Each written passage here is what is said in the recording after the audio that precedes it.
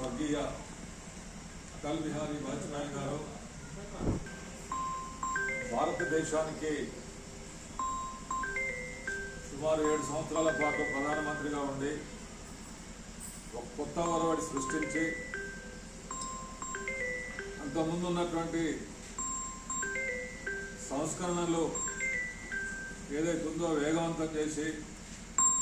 ఈ ప్రభుత్వాన్ని ప్రపంచంలో ఒక అగ్రగామిగా తీసుకుపోయినటువంటి మహానేత భారతరత్న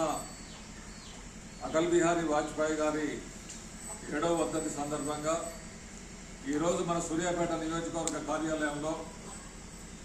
వారికి మనందరం కూడా పూలమాలలేసి ఘనంగా శ్రద్ధాంజలి ఘటించాం.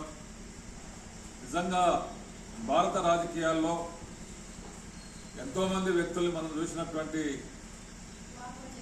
విషయం మనందరికీ కూడా తెలుసు. మొదట భారతీయ జనసంఘంగా ఏర్పడి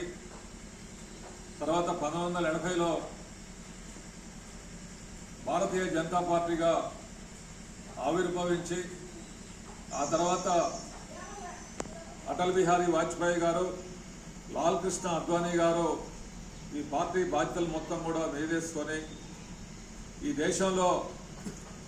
సుమారు ఇప్పటికి 18 సంవత్సరాల పాటు భారతీయ జనతా పార్టీ పాలన జరగడానికి మూల పురుషులు వాళ్లే అని చెప్పుకోక తప్పదు.